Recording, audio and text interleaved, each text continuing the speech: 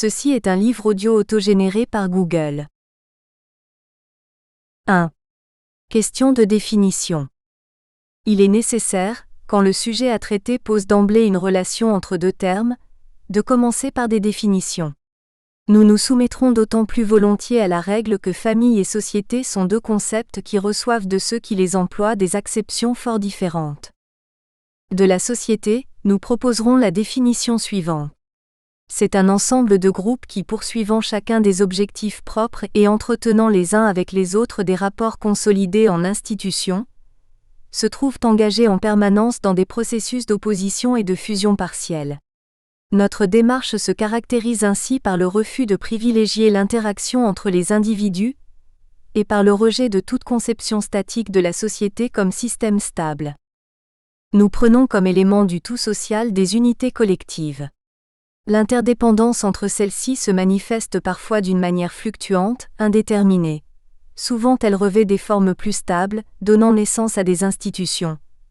Ensemble d'actes, de croyances ou d'idées qui, établies par la loi ou la coutume, préexistent aux individus et s'imposent à eux. Ces unités collectives aménagent leurs relations en instaurant entre elles une collaboration ou au contraire en se combattant, certaines, telles les classes sociales jouant au sein de la totalité qu'elles constituent un rôle déterminant. Nous concevons donc la société comme une réalité effervescente, traversée de courants contradictoires et soumise au changement, c'est-à-dire entraînée dans un mouvement incessant de déstructuration et de restructuration, mouvement parfois lent, parfois plus accéléré et plus radical. Pour comprendre la société, il faut, à notre avis, avoir recours au concept suivant. Division sociale du travail. Lutte de classe. Il y a classe parce qu'il y a lutte de classe, il y a lutte de classe parce qu'il y a division sociale du travail. Les concepts marxiens d'aliénation et d'exploitation. Le concept durkheimien d'anomie, anomie sociale, anomie économique. Il n'est pas nécessaire de définir ici tous ces concepts. Nous nous contenterons de faire quelques remarques à propos du concept de classe sociale, dans la mesure où les fonctions exercées par les familles se diversifient selon leur appartenance à telle ou telle classe. On est frappé par la grande distance prise depuis quelques années par rapport à l'utilisation des concepts de classe et de lutte de classe. Un grand nombre d'essayistes et même de spécialistes des sciences humaines se refusent à les utiliser, après en avoir usé et abusé, en ce qui concerne certains d'entre eux. Sans doute la peur de passer pour un marxiste attardé. Personnaliste, pour ainsi dire depuis toujours, je n'ai donc pas la même crainte. Quelques-uns vont même jusqu'à parler de l'effondrement du concept de classe sociale. D'autres affirment que parler de classe et de lutte de classe, c'est archaïque, alors qu'évoquer la fin de la lutte des classes, c'est un signe de modernité. Il s'agit là d'une affirmation en vérité, jamais fondée. Qu'est-ce que la modernité ? On a souvent lié la modernité au progrès des sciences ou des techniques, et à l'importance accordée à la raison humaine. En effet, la modernité se caractérise par le passage de l'empirisme à la rationalité. Il convient de préciser qu'en invitant à s'adapter au monde moderne, certains hommes politiques, essayistes, économistes nous demandent en fait d'accepter les exigences de la société néolibérale. Le mot moderne n'a dans ce cas aucun sens. En économie, la modernité c'est l'introduction de la rationalité dans l'organisation de la production. En politique, c'est la substitution à un pouvoir auto-légitimé d'un pouvoir de plus en plus représentatif et même participatif. Dans le domaine socio-culturel, c'est le renouvellement des signes, symboles, normes et valeurs qui servent à médiatiser l'expérience des individus et des groupes.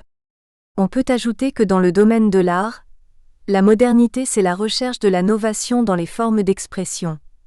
Le grand artiste est celui qui essaie de dévoiler le réel et qui se soucie de rechercher de nouvelles formes d'expression. Pourquoi celui qui parle de classe et de lutte de classe n'est-il pas moderne ? Tout simplement, la lutte de classe ne se manifeste pas dans les mêmes formes qu'autrefois. Précisons que pour nous, la classe sociale se définit comme le groupement social qui, ayant pris conscience de lui-même, s'organise en vue de la transformation des rapports de production. Les critères qui permettent de distinguer les classes entre elles sont au nombre de 3.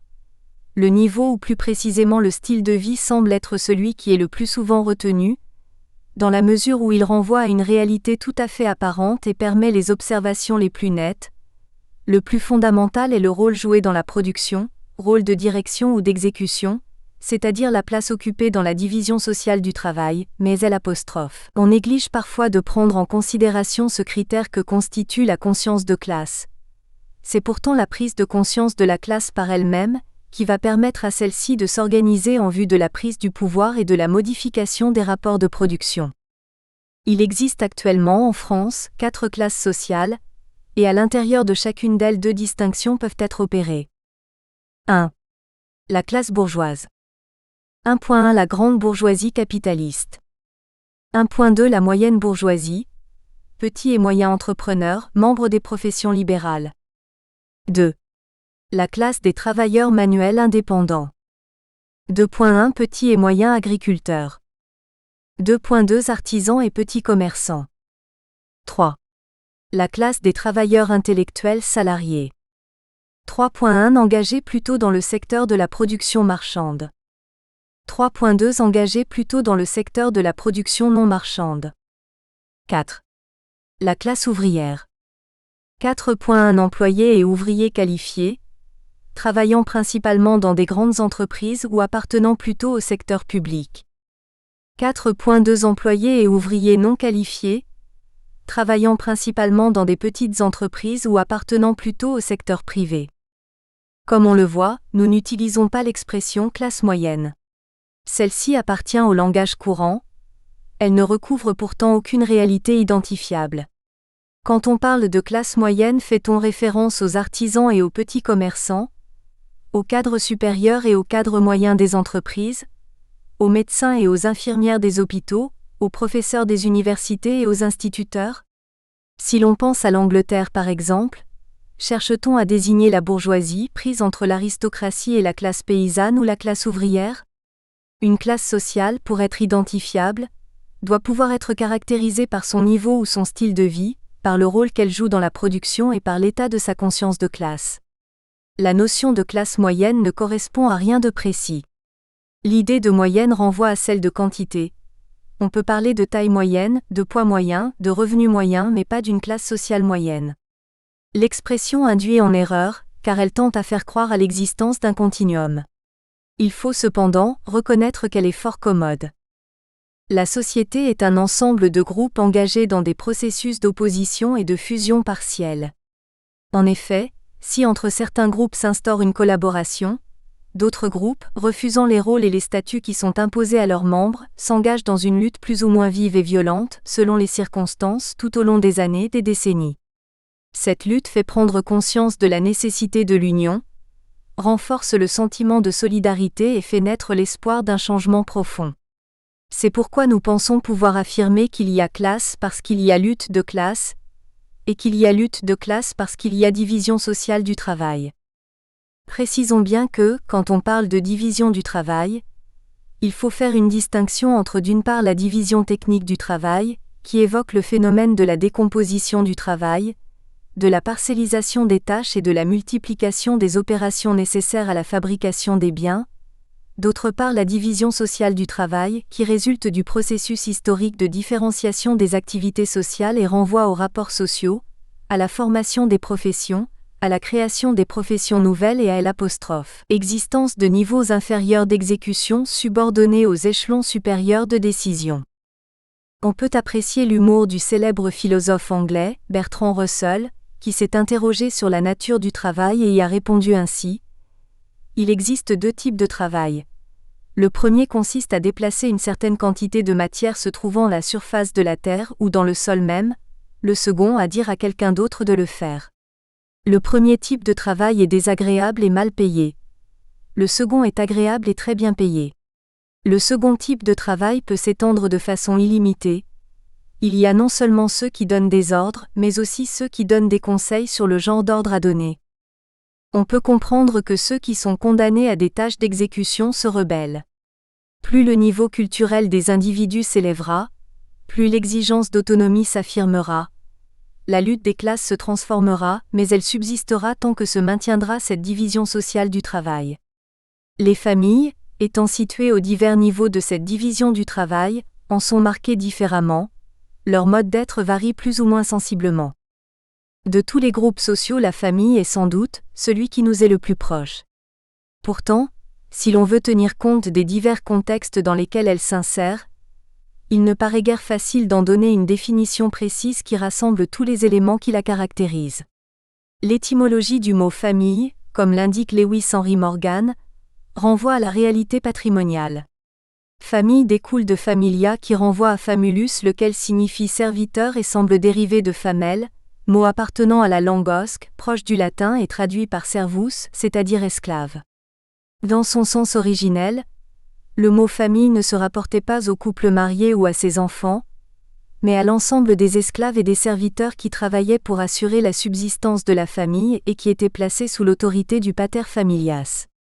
Dans certaines dispositions testamentaires, le mot familia est employé comme synonyme de patrimonium qui désigne les biens dont héritent les enfants. Le terme famille est donc apparu à un moment donné pour désigner une réalité nouvelle, caractéristique de la société romaine et constituée par un maître de maison, domus, propriétaire d'un patrimonium. Nous ne voulons pas sombrer dans une sorte de nominalisme outrancier, et nier que ce corps social ait existé avant d'avoir été nommé. Il n'y a pas de création ex nihilo. La famille patriarcale n'est pas née du jour au lendemain. Mais on peut légitimement se demander si ce mot peut s'appliquer à des réalités si différentes. Émile Durkheim s'est beaucoup intéressé à la famille. Il en a souvent fait le thème de ses cours donnés à Bordeaux et à Paris. Malheureusement, ceux-ci n'ont pas été publiés. Nous en avons un écho grâce à deux de ses disciples. Marcel Mauss a fait paraître la conclusion d'une série de leçons professées à Bordeaux en 1892. Georges Davy en a présenté un exposé dans son ouvrage « Sociologue d'hier et d'aujourd'hui ». Par ailleurs, de nombreux comptes rendus d'études sur la famille ont été rédigés par Durkheim pour l'année sociologique. Ils ont été rassemblés avec certains autres de ses écrits par Jean Duvigneau dans le Journal sociologique. Durkheim n'a jamais nié qu'ait toujours existé de petits groupes particuliers constitués par un homme, une femme et leur progéniture. Il se refuse cependant à leur donner le nom de famille. Cette prise de position mérite d'être fortement soulignée, car elle va à l'encontre du sens commun. Tout le monde sait ou croit savoir ce qu'est la famille. Il suffit pour chacun de faire appel à son expérience personnelle. Or, celle-ci nous autorise tout au plus, quand nous généralisons, à nous référer à la société qui nous entoure. Pouvons-nous valablement utiliser ce vocable pour désigner des réalités propres à d'autres civilisations, éloignées de nous dans l'espace et dans le temps ? Nous insisterons par la suite sur la nécessité de bien s'entendre sur la signification donnée à ce mot. Durkheim, selon son habitude de toujours définir les termes recouvrant les réalités sur lesquelles s'exerce sa réflexion, précise bien le sens qu'il lui attribue.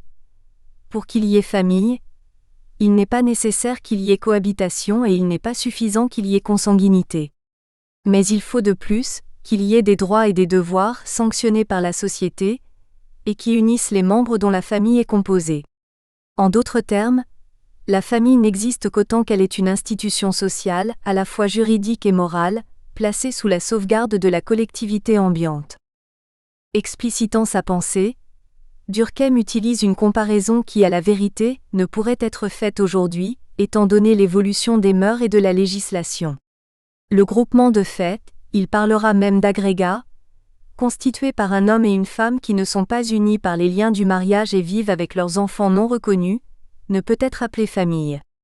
L'existence de ces différentes personnes ne se trouve pas régie par des règles juridiques.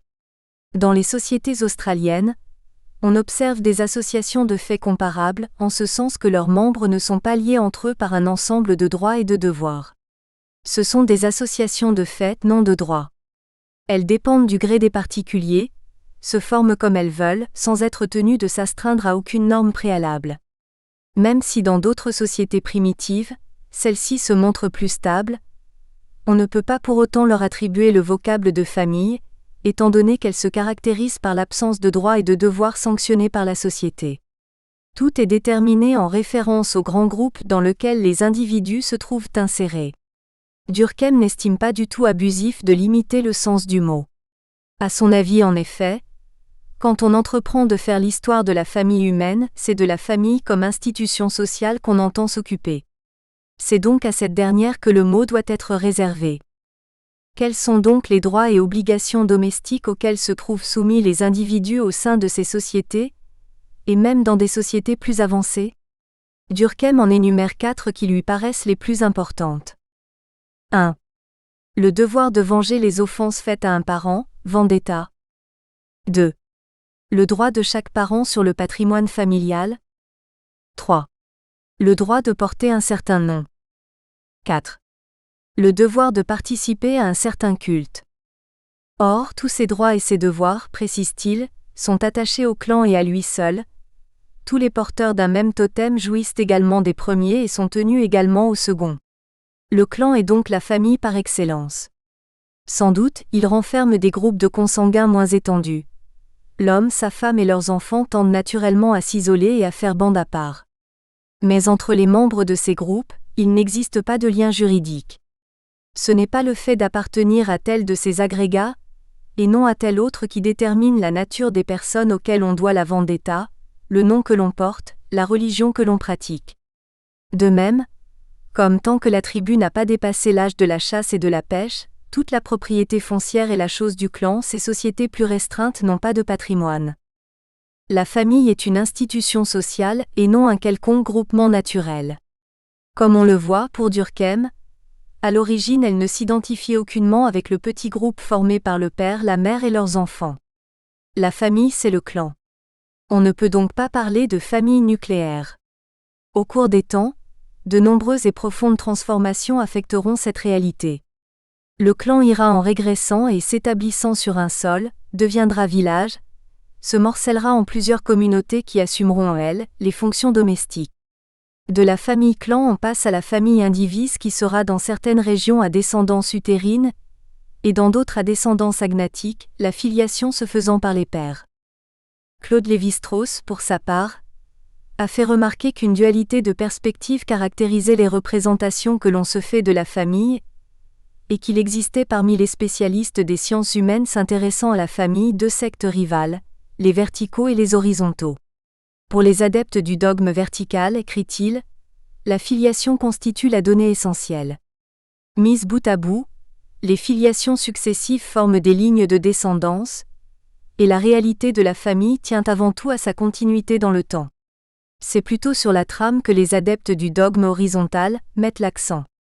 Ils soulignent qu'en raison des prohibitions du mariage qui sont pratiquement universelles, chaque famille provient de l'union de 2 autres familles, c'est-à-dire aussi de leur éclatement. Pour qu'une famille se fonde, il faut que 2 familles se soient chacune amputées d'un de ses membres. En retenant certaines propriétés qu'il considère comme invariantes, Lévi-Strauss définit ainsi la famille. Ces propriétés invariantes ou caractères distinctifs de la famille sont les suivants. 1. La famille prend son origine dans le mariage. 2. Elle inclut le mari, la femme, les enfants nés de leur union, formant un noyau auquel d'autres parents peuvent éventuellement s'agréger. 3. Les membres de la famille sont unis entre eux par a. Des liens juridiques. B. Des droits et obligations de nature économique, religieuse ou autre. C. Un réseau précis de droits et interdits sexuels, et un ensemble variable et diversifié de sentiments tels que l'amour, l'affection, le respect, la crainte, etc. La famille, aujourd'hui, ne peut plus être considérée comme étant fondée sur le mariage. Aussi bien, pour autant que l'on accepte de se limiter aux formes les plus habituelles, que l'on rencontre dans la société française contemporaine, et aux situations les plus courantes actuellement, elle peut être définie comme étant le groupe social qui, rassemblant sous un même toit des enfants mineurs et leurs parents, vise à assurer principalement à ses membres une certaine sécurité affective et la meilleure insertion possible dans la société.